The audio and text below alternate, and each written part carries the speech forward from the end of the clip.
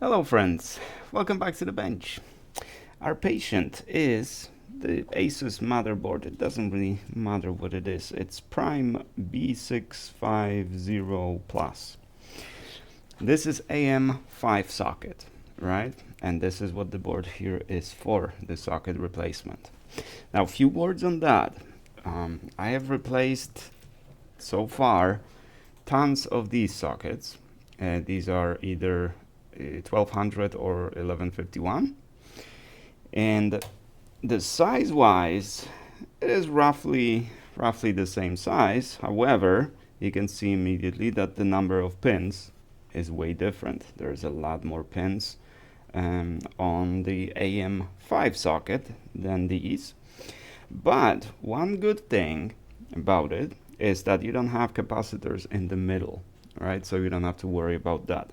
Not that I ever had much problems with those, but especially when the socket melts and it goes in between those cups, it's a nightmare to clean that up.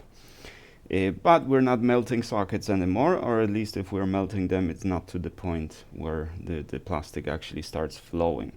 So that's not a huge problem, and they don't require that much heat. These boards, on the other hand, I think first difference is that the board is slightly thicker. 285 on the heater at the bottom makes no dent in this one. I had to increase the temperature to 300 degrees, which is kind of risky because we have plenty of capacitors here in the back. If we're putting 300 degrees on the heater, this solder on this side is soft enough that the caps could just fall off. Now, luckily it hasn't happened. So far I removed a AM socket from 2 boards, so I'm still relatively new to AM5 sockets. But one thing that I noticed is that my previous nozzle, which is this one, doesn't even make a dent. But so on the first socket, what I did, I'm not recommending this because you really need to be careful not to pull any of the pins. But once I heat up a corner of the CPU, I just slide in the tweezer. You can see that it's shaped like this. So once I put it in, I just leave it like this, right? So the weight of the tweezers is creating a tension. I don't press on it, I don't push on it, I don't pull it down, I put no force on it. So it's only the gravity that is pulling the socket up. Then I took the 380 on without the nozzle on this gun and started heating the socket.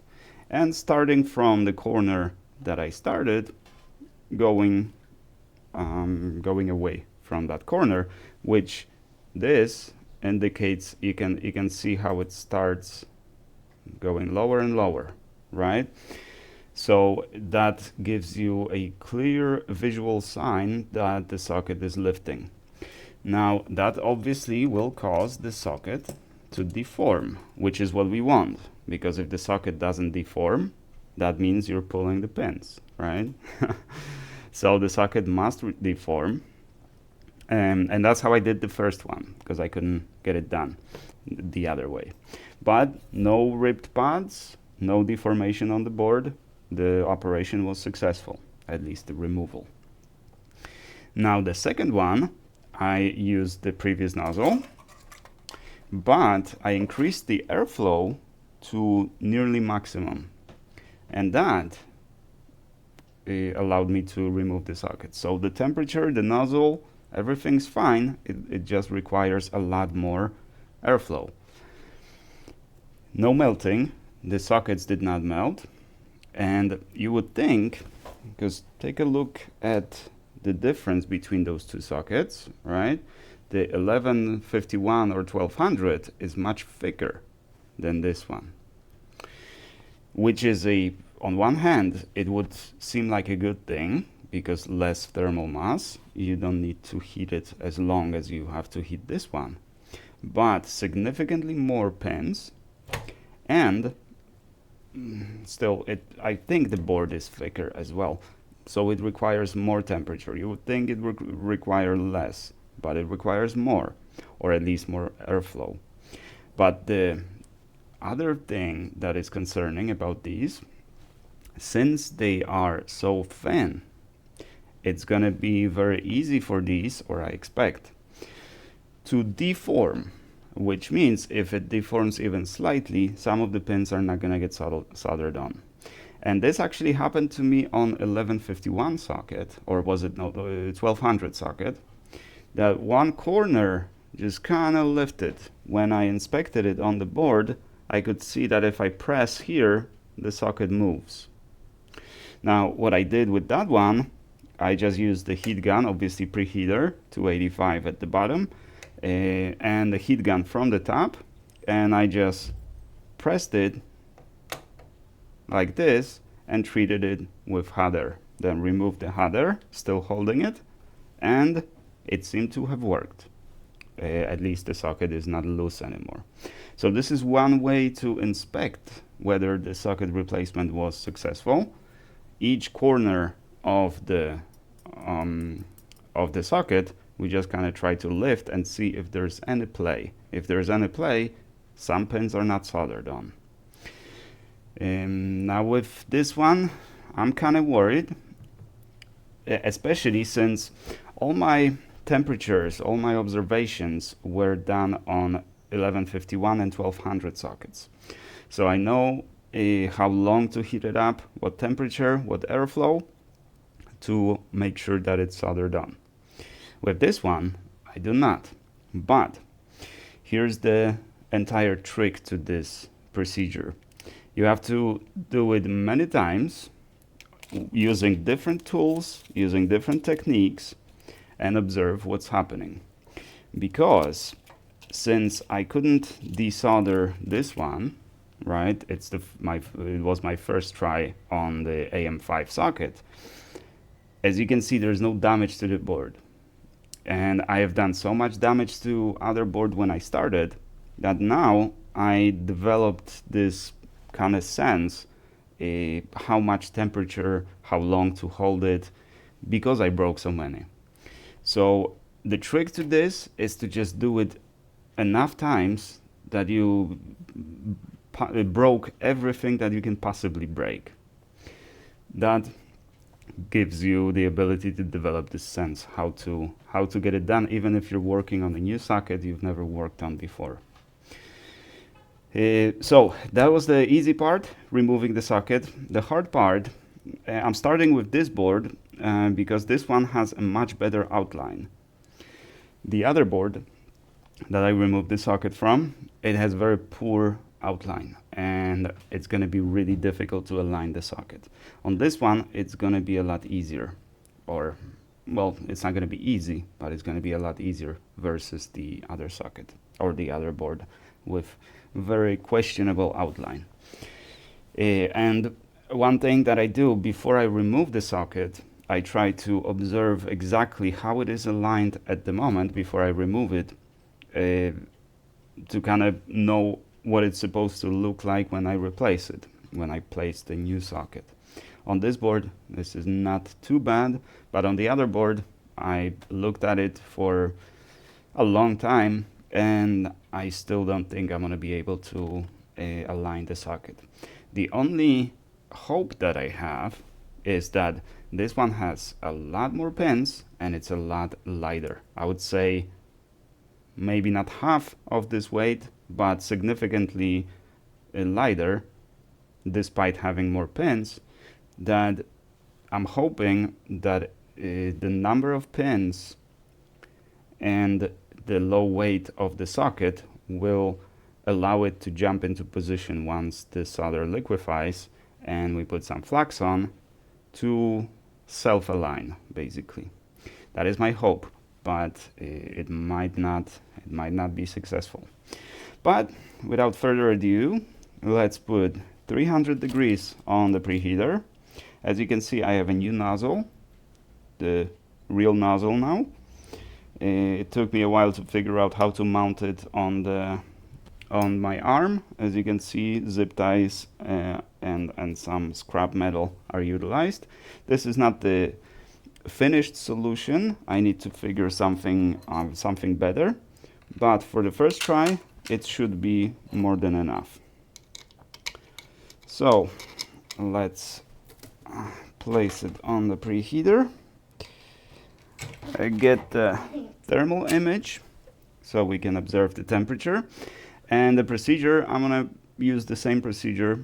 I want to see 220 outside the socket, which should have 250 inside, but we'll see the new nozzle. How is that gonna work, right? Before the nozzle, the can nozzle is aluminum. It dissipates heat relatively quickly, and I have this big metal angles here that absorb a lot of temperature, so I just kind of observe the temperature on these as well. And if there's 220 on these, then I know the solder is liquid, or I expect. But we have new socket, or we have different socket, and we have different board. So this is going to be the first try, and so I don't expect it to be completely successful, but we'll see. Definitely the nozzle is making all the difference, because now I can align it like almost exactly, which means I'm gonna have a good heat transfer. That is at least the expectation. It looks like it's barely enough. Let's place the bad socket on and see. Is it gonna cover the whole thing? It's not gonna cover the whole thing. Yeah, the socket is slightly bigger than my nozzle. It appears so, but we'll see. If typically I want the nozzle to cover the socket, but this one will not be able to cover the socket, but we'll see. All right, let's get to it.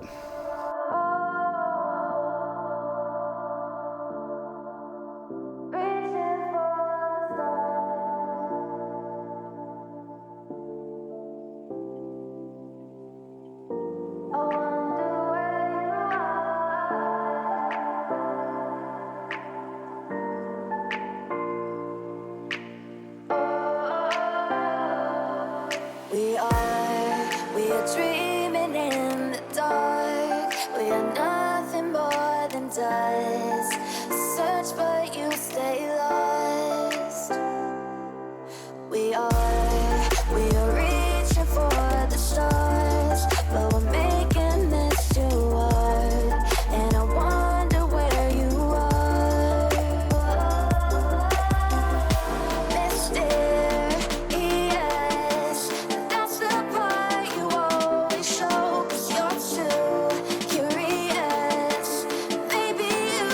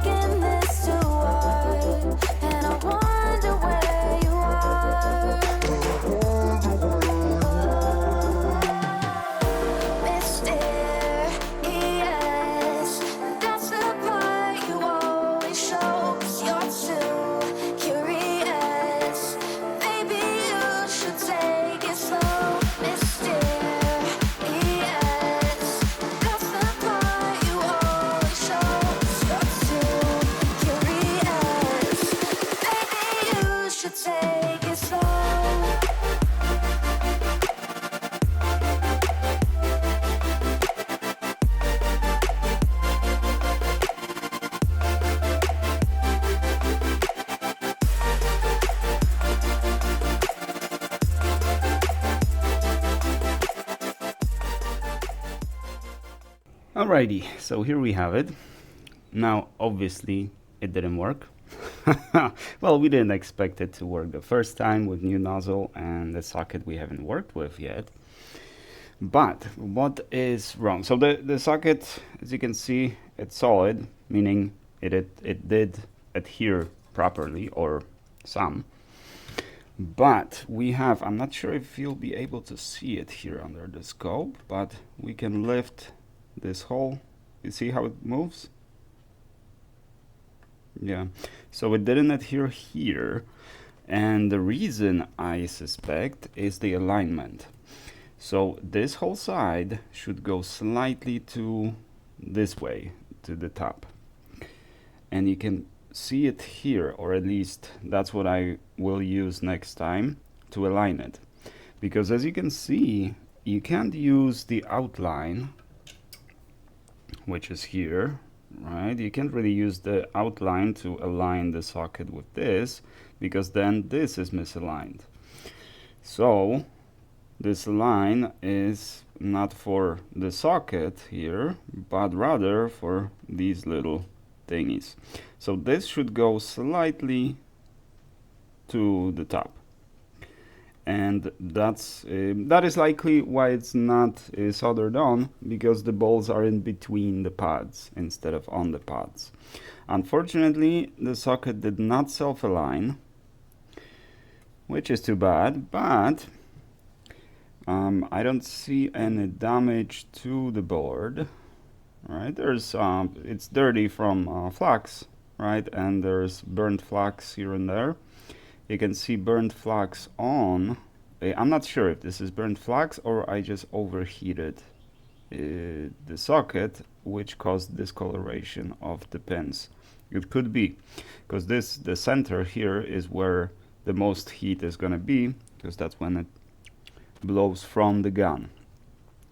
But as you saw on the footage, on the thermal footage, we can see this side of the socket, and that went to 245, 246 degrees.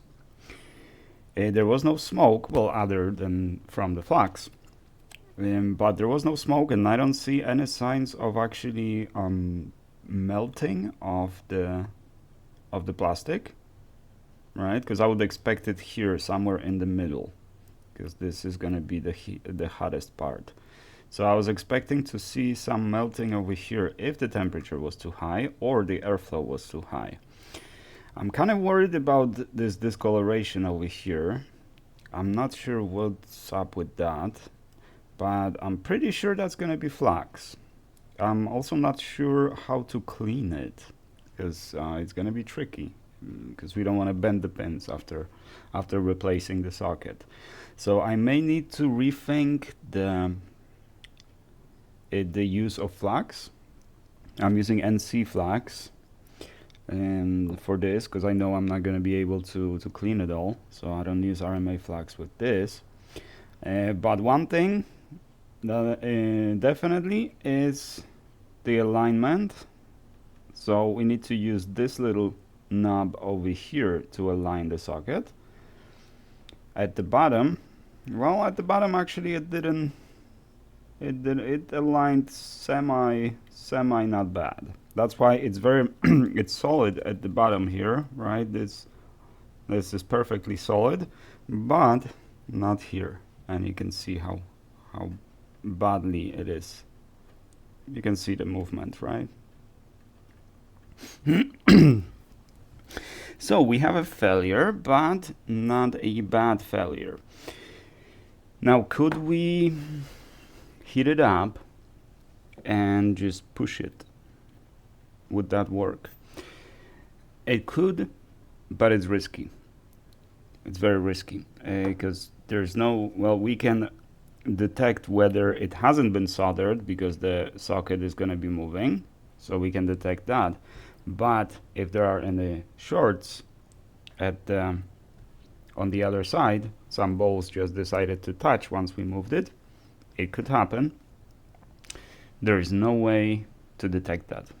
I mean, other than because as you can see, this board has a note that I put on it that there is a V-core short. there was a V-core short, but it was because the pins were touching. And when I removed the socket, the short was gone. So that short was definitely from the socket. So if we have two balls that will touch on the V-core, then we'll see the short, so that'll be detectable. But if some kind of clock line or memory line or something like that goes short, it's not going to be easy to detect. Again, it could be detected if you care enough to to measure every single pin that goes to the CPU, but obviously that's not quite feasible, not practical at least. So this board is going for a retry. As I said, as long as we're not overheating the board, as long as there are no ripped pads or anything like that, we're good. We can try for as many times as we have the replacement sockets. Now I will not be pushing this one. So I was thinking, and you're probably looking at it from your perspective, you're thinking, why don't you, when it's hot, why don't you just push on it slightly from all sides so it jumps into position? Very good advice, but that works on the chips. I should have some BGA over here. Yeah, like this is the core from, oh, and I see that I overheated it. It's got bulging. But this is the core from the GPU, right? It sits only on the solder balls. So as soon as it melts, you should see, if you have a nice microscopic camera looking at it from the side, which some big BGA stations come with, you see that once it heats up, it's gonna sit, it's gonna just drop, right? And that's when the chip is sitting on the balls only. So then when you slightly tap on it, slightly push it, it's gonna come back to its original position because it's sitting on the solder. The sockets, on the other hand, are different. The sockets have, let me see if I can show it to you over here. Oh, actually I have one over here. Right. So we have those little legs like here, and they are, I don't know if I'm gonna be able to show it to you at this angle, but they are at the same height as the solder balls. So the socket itself is not sitting on the solder. It's sitting on those little legs, and the solder just needs to bind 2 points, right? So it will not behave the same way as the BGA will when you just tap it and it just kind of floats on it. It will always be sitting on the board. That's why I don't try doing the tapping. And now the main reason I never tried that with these was because I was using a huge nozzle. This nozzle does not allow for the socket to just hide in it. It's just too big, right? This one, on the other hand, the 1151 or 1200 can. It's a very tight fit, but it fits. It fits. So we can, so these sockets we can actually cover completely with the nozzle. This one, well, at least not with this nozzle. It would have to be, this is 45 times 45, so it would have to be 50 times 50. But I don't think they make them that big. This is the biggest that I could find. So for that reason, the socket is never fully covered. It's not a problem though, because we can see that it goes all the way to almost 250 from the side. So it definitely melts enough to melt this, or heats up enough to melt the solder. Now, since the nozzle is not going to cover the whole socket, we do have the ability to just kind of tap on it from the side, and that is something that I will try. because I've never tried it, because I don't think it will work. I think it's just gonna move, because actually I have tried it with one socket, and as soon as I pushed it, it just got stuck. But that was the wrong nozzle, that was wrong temperatures and all that. So now with improved temperatures and improved nozzle, I will try that again, and perhaps that is our solution. Maybe we just, to align it, we do have to tap it, so it jumps into place. Perhaps I need to put a flux a little later, because what I do, I just take a brush, and I just brush on the board, and I brush on the socket, just so it has some flux, and it doesn't start smoking until I turn on the heat from the top. That's when it starts smoking, and it smokes for a little bit until the flux just smokes out, burns out, and at that point the temperature should be up to melting temperature of the solder. But as long as the socket is aligned, this has the potential of working. So one last thing that I cannot figure out is the socket alignment.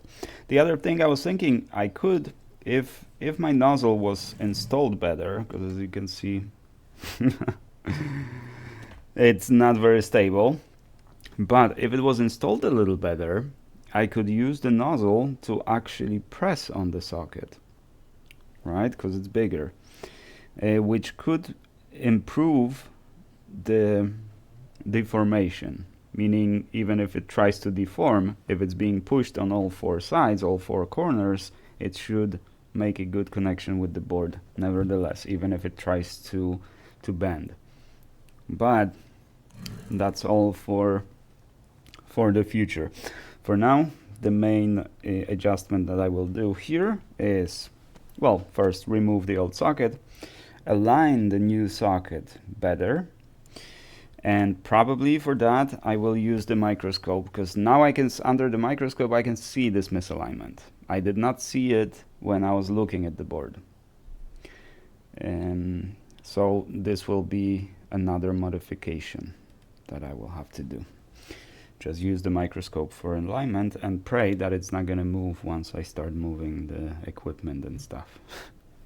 It's really hard. I think the alignment is the final thing that I can't quite get right. I thought it would be the temperatures, especially temperature curves, as you guys advised me to not cause deformations and stuff. I don't seem to have much issues with deformations, but what I do have a lot of issues with is the alignment. Weird, huh?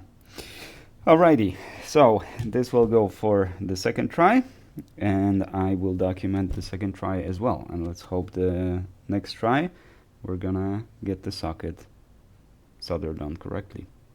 Until then, thank you guys very much for watching. I do appreciate you, and I shall see you in the next one.